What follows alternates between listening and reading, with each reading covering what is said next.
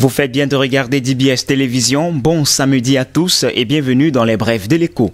Afin de soutenir la Société nationale de raffinage Sonara, l'unique raffinerie de pétrole au Cameroun, victime d'un grave incendie le 31 mai 2019, le gouvernement a créé une nouvelle ligne dans la structure des prix des produits pétroliers.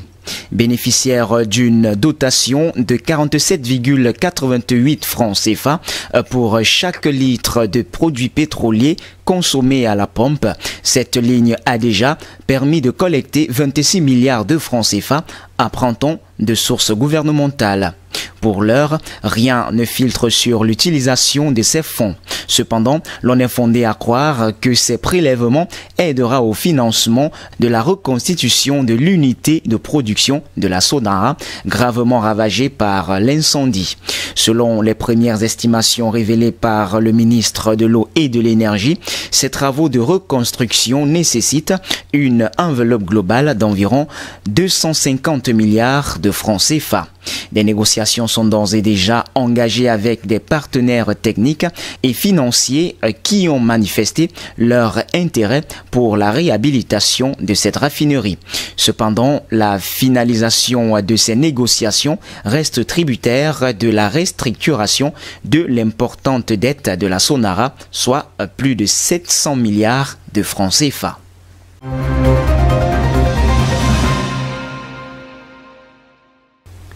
Le ministère de l'Eau et de l'Énergie minier vient de publier des informations relatives à la distribution des produits pétroliers et du gaz au Cameroun au cours de l'exercice 2020. L'on apprend ainsi que l'activité de distribution des produits pétroliers permet d'employer à ce jour près de 5800 Camerounais et de rapporter à l'État une moyenne annuelle de 140 milliards de francs CFA au titre des recettes fiscales.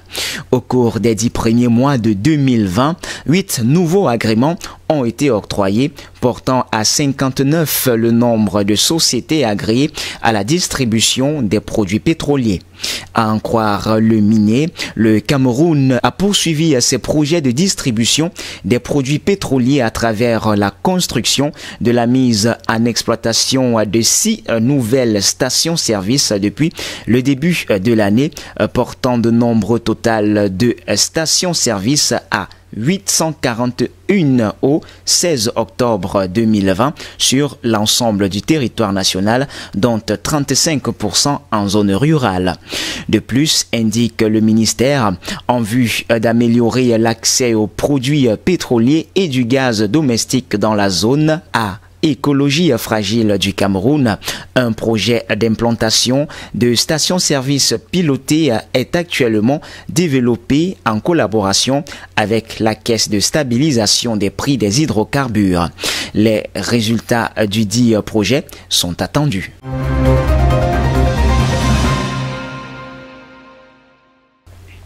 Parlons toujours énergie, cette fois-ci avec de l'eau. Le projet d'alimentation en eau potable de la ville de Yaoundé et ses environs à partir du fleuve Sanaga, en abrégé PAEPIS, exécuté par l'entreprise chinoise Sinomatch, va connaître un différé.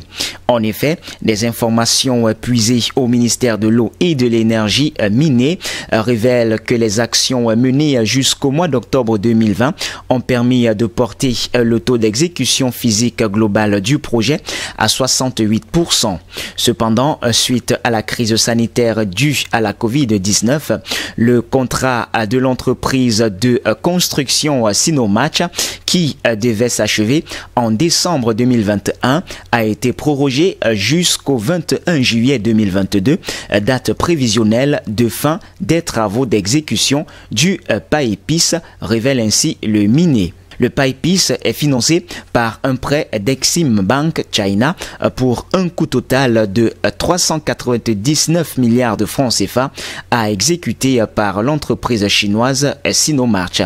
Il devrait mettre un terme au déficit en eau potable de la ville de Yaoundé en apportant dans sa phase initiale un complément de 300 000 mètres cubes par jour, puis 400 000 mètres cubes par jour dans la phase d'exécution. Il permettra également de couvrir les villes et localités riveraines, notamment Batchenga, Obala, Nkometou, Soa et Tui.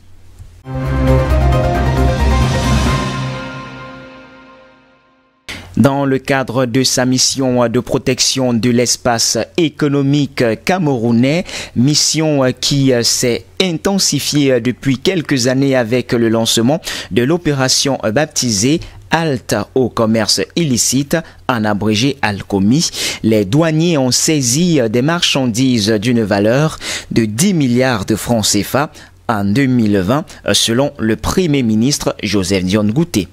En effet, il ne passe pratiquement plus un seul jour sans que des trafiquants et autres fraudeurs tombent dans les filets des douaniers déployés dans le cadre de cette opération coup de poing qui vise à combattre la contrebande et la contrefaçon, deux fléaux qui font officiellement perdre à l'État du Cameroun environ 200 milliards de francs CFA chaque année. Les saisies les plus importantes de marchandises se font généralement aux frontières avec le Nigeria, notamment dans la partie septentrionale du pays ou encore dans la région du sud, frontalière à la Guinée équatoriale. La ville de Douala et ses environs apparaissent également sur le tableau de chasse d'Alcomi du fait des critiques du fleuve Vouri qui abrite toutes sortes de trafics.